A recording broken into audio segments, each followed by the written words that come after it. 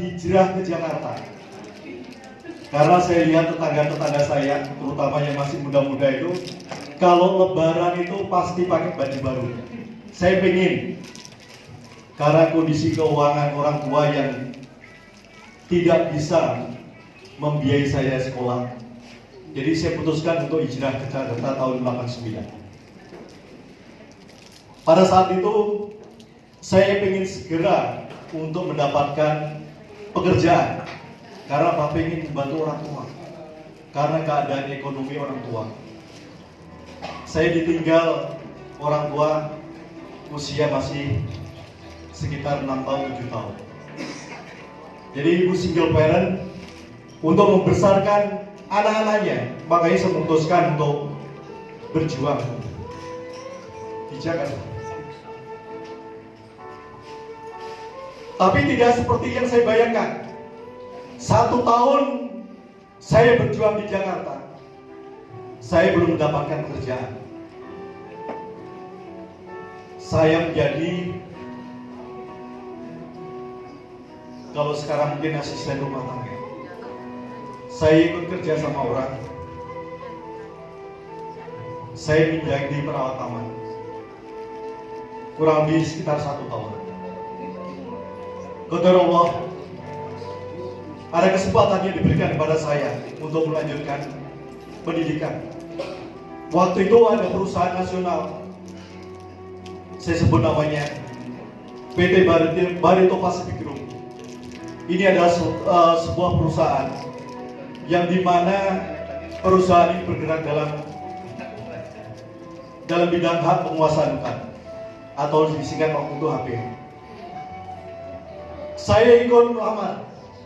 Waktu itu ada 10 orang, 3 orang yang diterima, termasuk salah satunya saya.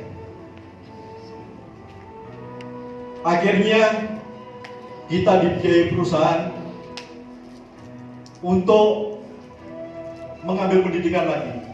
Alhamdulillah, yang sebelumnya tidak terbersih dalam hati saya untuk bisa melanjutkan kuliah lagi.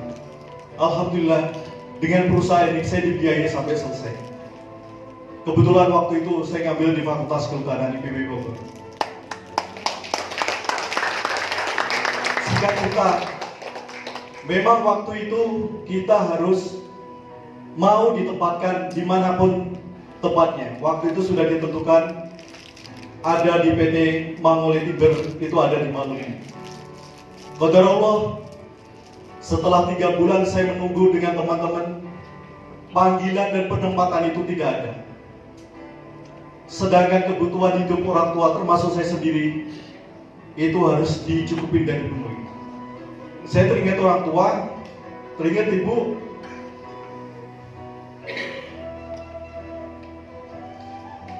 Beliau setiap hari pekerjaannya bertani tapi tidak punya sawah. Jadi ikut orang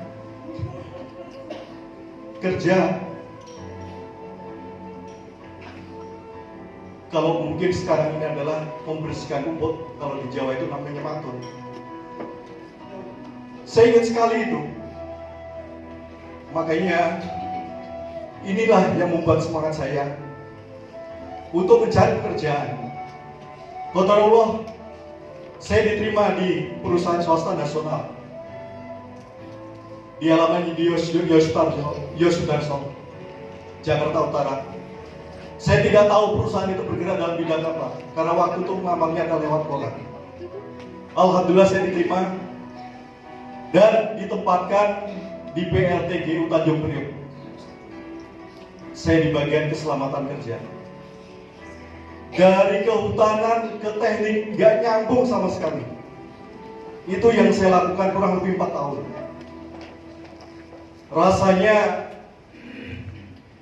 pengen berhenti kerja karena apa, lingkungannya panas banget. Di PLTG itu lingkungannya panas sekali. Jalan akses masuk ke dalamnya adalah masih berumpur waktu itu, nggak seperti sekarang ini.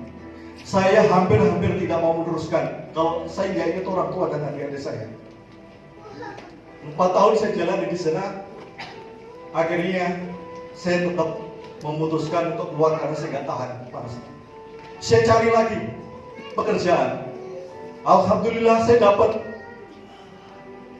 di PT Mesindo Indonesia. Itu sama juga bergerak dalam bidang teknik juga. Kurang lebih sekitar 4,5 tahun saya kerja di perusahaan itu. Saya kebetulan tidak seperti yang pertama tadi, saya ada di kantor. Tapi Bapak Ibu tahu sendiri semua, yang Bapak Ibu mungkin sekarang ini masih menjadi pegawai. Berapa sih gaji seorang pegawai? Berapa yang kita dapat? Kalau jabatannya di dalam perusahaan itu tidak memadai. Alhamdulillah perusahaan memberikan kepercayaan pada saat saya mengundurkan diri di akhir tahun 99. Saya posisi ada di manajer workshop. Lumayan, kalau gaji lumayan. Tapi tekanan batin saya terhadap anak-anak, maksudnya anak buah saya tidak bisa memperjuangkan gaji mereka, tunjangan mereka. Ini pun juga menjadi beban saya. Saya bilang sama istri, gimana kalau aku resign lagi? Istri tanya, terus saya mau kerja apa? Saya pengen usaha. Usaha apa? Gak tahu. Yang penting saya pengen usaha ya. 4 tahun setengah, dan 4 tahun itu membuat saya banyak kenal sama orang itu, terutama daerah Glodok. Di Glodok itu adalah sentral alat-alat teknik dan material-material. Saya belajar dari sana. Akhirnya saya putuskan untuk keluar. Krisis 98, saya keluar 99. Pada saat orang banyak mencari kerja, saya keluar. Saya jalani dari sisa gaji yang saya sisihkan. Untuk mengawali modal, saya pada saat memulai usaha ini masih dalam keadaan mengontrak. Saya pindah 3 kali kontrak. Itu saya jalani terus. Ada saksi sejarah yang sekarang masih saya simpan, dan itu gak boleh saya jual. Itu sekarang dipakai adik saya. Sepeda motor Grand, itulah yang pertama yang saya punya dari usaha yang saya jalani. Saya larang untuk jangan dijual, karena itu saksi sejarah saya.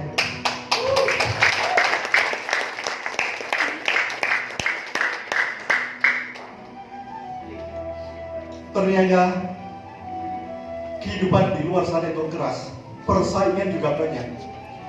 Yang menjadi supplier itu bukan saya sendiri, banyak sekali persaingan di luar sana. Dari situ memang awalnya saya tidak mempunyai finansial yang cukup. Tahun 2018, sekitar bulan Agustus, saya mulai mengenal namanya bank. Saya harus pinjam uang untuk modal. Dari sinilah saya mengenal bank. Pertama kali yang saya kenal adalah Bank DKI. Terus seperti itu. Setiap kali kita angsurannya bagus, pasti selalu dikasihkan, ditambah. Sampai pada saat itu kurang lebih sekitar 400-an hutang saya yang saya harus selesaikan. Karena apa? Karena material.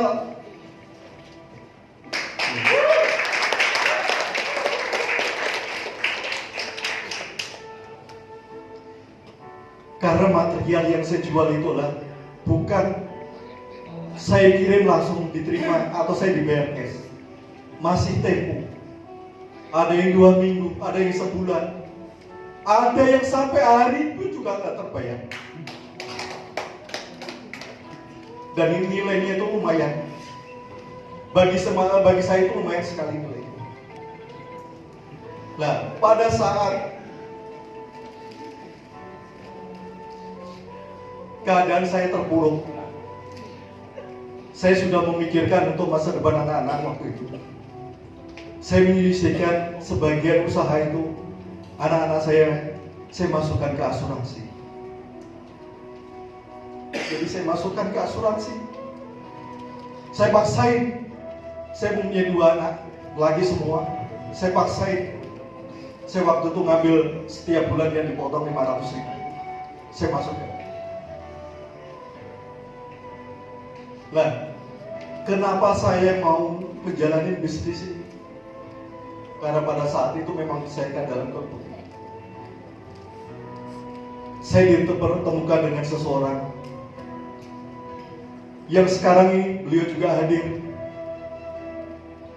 Yang sekarang ini juga beliau menjadi wasilah kita untuk mengenal bisnis.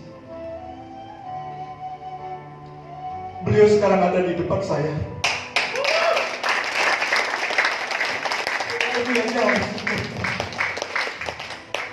Abi Haji Pastor Firmasa. Beliau yang berikan wasilah kepada saya. Waktu itu saya minta dibantu. Karena asuransi saya sudah cukup lama, saya minta bantu untuk dicairkan. Pada saat itu, beliau sampaikan, ini ada sebuah peluang bisnis.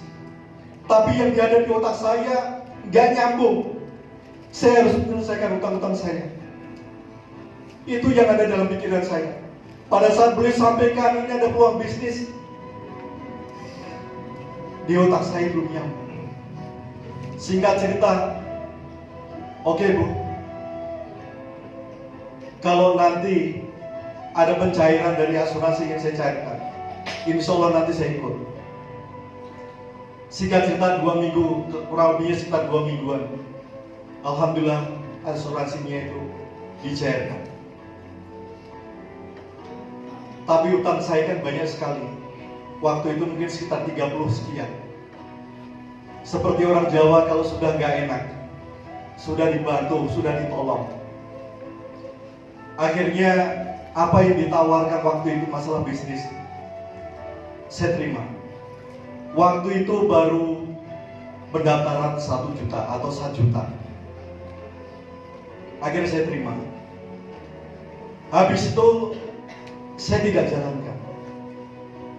Karena apa? Karena saya pengen menyelesaikan hutang-hutang yang masih tersisa. Saya pertaruhkan nama untuk importir. Jangan sampai saya jualan tidak punya barang. Akhirnya saya satu rumah saya jual untuk menutupi hutang-hutang itu. Mungkin 6 bulan atau 7 bulan, saya agak lupa. Kalau nggak salah bulannya itu Agustus kalau nggak salah. Beliau, Umi Eli selalu WA, selalu telepon. Pak Kris gimana? Saya ada di Cikarang kirim barang. Saya ada di Cibitung kirim barang. Sampai sekarang itu memang masih saya lakukan. Itu nggak saya tinggalkan. Kalau gitu mampir di mana? Ada di Kilauan Sari Kasih yang di sini, di depan kantor Tekno. Akhirnya saya memutuskan untuk hadir. Pada saat itu beliau sampaikan, beliau sudah mendapatkan kalau nggak salah mobilio yang ketiga. Saya nggak tahu itu bisnis apa. Akhirnya saya datang, saya duduk di belakang pojokan sana. Saya duduk, saya dengarkan waktu itu Ustaz Abdul menyampaikan masalah riba. Saya tersentuh sekali bahwa selama ini apa yang saya lakukan mungkin Allah tidak suka. Apa yang saya perbuat mungkin Allah tidak suka. Saya sudah ditegur berkali-kali, tapi saya belum merasa. Singkat cerita, akhirnya saya datang 2 kali, ketiga kali saya pengen tahu apa sih sebenarnya. Tapi yang jelas yang bisa saya ambil hikmahnya, kita harus yakin bahwa segala sesuatunya kalau Allah sudah larang dan Rasulnya, jangan sekali-sekali kita lakukan. Seperti apa? Seperti di dalam Al-Baqarah 276. Kalau kita sudah diperingatkan, kita masih bandel, harta yang didapat dari harta riba itu akan dimusnahkan oleh Allah. Lebih baik 1.000 rupiah yang mungkin kita masuk ke dalam kotak amal, itu yang menjadi berkah buat kita dan keluarga kami. Akhirnya saya jalanin, Bapak Ibu, saya jalanin prosesnya, saya ikutin instruksi beliau, diajak sana ke sini, saya ikutin saja. Tepatnya 19 Agustus saya diberi kesempatan untuk menerima reward yang pertama, yaitu motor cash senilai 15. Tidak berhenti sampai di situ, Bapak Ibu. Memang bisnis ini perlu dijalankan. Jadi belum tidak Bapak Ibu masuk akhirnya bisnis ini dan jalan, tidak. Terus ikutin prosesnya. Memang namanya belajar itu tidak butuh, atau istilahnya butuh waktu yang cukup lama. Butuh waktu kesabaran kita. Mungkin di luar sana banyak rintangan, banyak tantangan yang harus kita hadapi. Tapi itu adalah sebuah proses buat kita. Jadi sebagus apapun Bapak Ibu semua, kalau Bapak Ibu semua di luar sana menemukan bisnis yang lebih baik dari perusahaan ini yang sekarang ini, Best Corporation, mungkin Bapak Ibu bisa lakukan. Tapi kalau Bapak Ibu belum bisa menemukan bisnis yang sebaik Best Corporation marketing plan-nya, insya Allah dengan modal sekarang ini 2,6, Bapak Ibu semua akan diberikan peluang yang sudah dijanjikan perusahaan. Bapak Ibu tidak kerja sendiri, Bapak Ibu bisa kerja sendiri. Bahasnya di sini mitra-mitra yang sudah menjalankan bisnis dengan serius. Saya ambil contoh Umi Kalsum, Bu Rika, Bu Marlia. Ini bisa menjadikan atau bisa kita jadikan role model. Beliau dengan latar belakang yang berbeda-beda, dengan pendidikan yang berbeda-beda, tapi dengan seriusnya beliau menjalankan bisnis ini. Satu tab beliau sudah menapaki reward yang diberikan oleh PT Cash.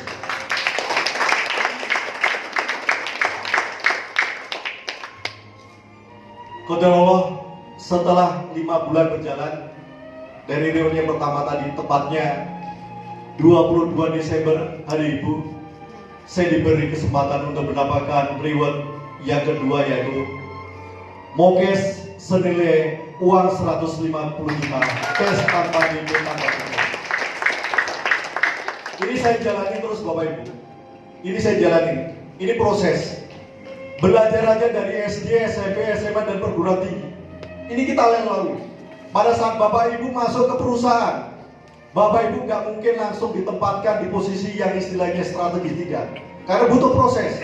Mungkin bisa jadi Bapak Ibu semua ditempatkan di pada OB, bisa jadi Bapak Ibu semua ditempatkan di bagian produksi. Ini semuanya proses. Nanti ada pelatihnya, dididik sama supervisornya. Di sini pun sama. Di sini banyak mentor-mentornya. Bapak Ibu bisa ikutin trainingnya. Bapak Ibu bisa ikutin seminar-seminarnya, bisa home sharing dan macam-macam. Jadi Bapak Ibu jangan merasa sendiri. Sekali lagi Bapak Ibu, terutama yang baru pertama kali hadir, dengan modal 2,6 juta. Sekarang Bapak Ibu coba cari kira-kira usaha apa yang cocok dengan modal 2,6 juta. Saya ambil contoh, kalau pedagang bakso dengan modalnya aja untuk beli gerobak, gak usah baru, second aja, itu udah lebih daripada 2.600.000. Bapak Ibu tetap harus nungguin usaha itu, betul? Ya. Kalau Bapak gak mau nungguin, Bapak Ibu harus mencari orang, Bapak Ibu harus gaji. Bapak Ibu gak punya tempat, Bapak Ibu harus sewa. Berapa itu? Nah, ini perusahaan Best Corporation sudah memberikan perangkatnya, legalitasnya sudah komplit. Bapak Ibu gak usah ragukan lagi. Termasuk Majelis Ulama Indonesia sudah memberikan syariah kepada produk-produknya dan sistem bisnisnya. Jadi Bapak Ibu tinggal semangat untuk menjalankan. Kalau Bapak Ibu sendiri pengen melengkapi legalitasnya, sekarang ini untuk CV aja, CV berdiri, nggak boleh dari 10 juta. Belum yang lain-lainnya. Jadi mari Bapak Ibu yang baru pertama kali hadir, ini adalah peluang usaha yang Bapak Ibu bisa terima. Peluang usaha yang Bapak Ibu bisa jalankan. Karena apa? Karena bisnis ini bisa diwariskan. Bisa diwariskan kepada anak keturunan kita. Banyak sekali yang sudah menjalankan bisnis ini di tengah jalan, kebetulan mungkin suaminya meninggal, akhirnya bisnis itu diwariskan kepada keluarganya. Orang meninggal aja sudah atau mampu memberikan warisan kepada keluarganya untuk dijalankan selanjutnya. Mungkin itu yang dapat saya sampaikan. Kurang lebihnya mohon maaf apabila penyampaian saya mungkin ada tutur kata yang kurang berkenan di hati Bapak Ibu semua. Intinya kita semangat, kita jalankan bisnisnya, kita bergandengan tangan. Insya Allah kita sukses untuk mencari lunsuri satu miliar yang bukan PGBS. Terima kasih. Assalamualaikum warahmatullahi wabarakatuh.